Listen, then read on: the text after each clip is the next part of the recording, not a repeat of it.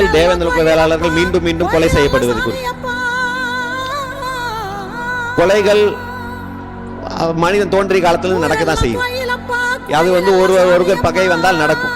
ஆனால் இங்கு ஒரு ஜாதியை அடக்க வேண்டும் என்றோ அவர்கள் எழுந்து வரவிடக்கூடாது என்று மீண்டும் மீண்டும் சும்மா பயத்தை அச்சுறுத்துவதற்காகவே பல கொலைகள் செய்வது என்றால் தமிழ்நாட்டில் மட்டும்தான் நடக்குது. அதுவும் குறிப்பா எங்கெல்லாம் தேவேந்திர குல வேளாளர் மைனாரிட்டியா இருக்கிறாங்களோ, ஒரு ஊர்ல அவர்கள் 90% இருக்கிறாங்க, தேவேந்திர குல வேளாளர் 10% தான் இருந்தா அங்கதான் இவங்க வாழாட்டுறது. மெஜாரிட்டியா இருக்கிற இடத்துல வாழையெல்லாம் சுருட்டி வச்சுட்டு உட்காந்துக்கிறாங்க. அங்க எல்லாம் அவர்களுடைய வீரத்தை காட்டுறது கிடையாது. எங்க சின்ன ஒரு 20 வீடு இருக்கு, 10 வீடு இருக்குன்னா அங்க போய் 4 பேர் சேர்ந்து ஒருத்தனை அவன் காலை கடன் கடைக்கு போகும்போது தான் போய் அவனுக்கு வீரத்தை எல்லாம் காட்டுறது. இந்த வீரத்தை எல்லாம் யார் வேணாலும் காட்ட முடியும்னு அவங்களுக்கு தெரியணும்ல.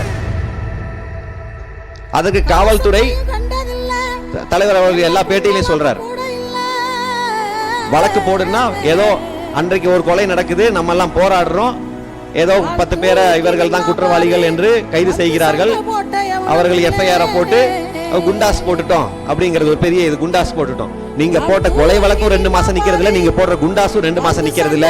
அவன் 6 மாசத்துல இன்னொரு கொலை பண்றான்.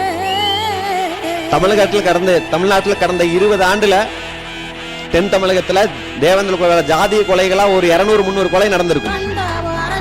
இந்த 200-300 கொலைக்கும் ஒரு 10 கூலிப்படை கும்பல் தான் காரணமா இருக்கும். நீ அந்த முதல் 2 கொலை பண்ணும் போதே நீ அவனை அடிச்சு காவச்சு நீ என்கவுண்டர் ஸ்பெஷலிஸ்டா இருக்கிறீங்களே பல பேர், உங்க என்கவுண்டர் எல்லாம் இங்க ஏன் வேலை செய்ய மாட்டேங்குது? அந்த 10 கூலிப்படை கும்பலை உங்களால அடக்கி இருந்தா மீண்டும் மீண்டும் இங்க கொலைகள் நடக்க இருந்திருக்காது. நான் நீதியும் கொடுக்க மாட்டேன். நீதி கொடுக்காட்டி என்ன பண்ணுவான்? அவன் பார்த்துக்கிட்டே இருக்கிறான். தேவேந்திர குல இளைஞர்கள் பார்த்துக்கிட்டே இருக்கிறான். இவன் நம்மளுக்கு காவல்துறை மீது நம்பிக்கை இழந்த என்ன பண்றான்? அவனே நீதிக்கு தேடி போக வேண்டிய நிலைமை வருது. அப்ப நீதி போடி நிலைமை வந்தா நீ அவன் மேலதான் உன்னுடைய சட்டமும் உன்னுடைய அதிகாரமும் உன்னுடைய அடக்குமுறை எல்லாம் பாய்.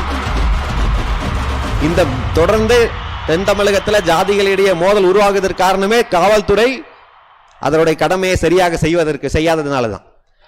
கடந்த 20 ஆண்டு காலத்துல இத்தனை கொலைகள் நடந்திருக்கு இல்ல? எத்தனை கொலைகள்ல எஃப்ஐஆர் பதிவு செய்து நீதிமன்றத்துல உயர் நீதிமன்றம் போனாலும் இந்த கேஸ் கன்விக்ஷன்ல தான் முடியும். இந்த குற்றவாளிகளை குற்றம் நிரூபிக்கப்பட்டு விட்டது என்று எத்தனை கேஸ்ல உங்களால சொல்ல முடியும்? 2 கேஸ் இருக்கா, 3 கேஸ் இருக்கா? வேணும் என்றால் கீழே பிசிஆர் கோர்ட்ல தண்டனை கொடுத்துட்டோம் என்ற செய்தி வரும். அதற்கு பிறகு உயர் நீதிமன்றத்தில் விடுதலையான செய்தி வெளியே வரவே வராது. ஒண்ணு காவல்துறை தப்பு பண்ணிட்டு விட்டுறான், இல்லாட்டி காவல்துறையே அதற்கு அந்த கூலிப்படை கும்பல்களே நம்ம மத்தியில கருப்பு ஆடுகளை வச்சுட்டு காம்ப்ரமைஸ் பேசுறதுக்கு வருவான். போன உயிர் திரும்ப போகுது விட்டுருவான், காம்ப்ரமைஸ் பேசிடுவான். அதை விட ஒரு மோசமான கலாச்சாரம் எங்கேயுமே இருக்காது. அதற்கு இந்த கருப்பு ஆடுகளுக்கு இன்னுமே சொல்லிக் கொள்ளுது. இனிமேல் அப்படி நடந்தா உங்க அந்த கருப்பு ஆடுகள் பேரை சொல்லி நான் பேசுவேன். அந்த எந்த தயக்கமும் இருக்காது. நீங்கள் எல்லாம்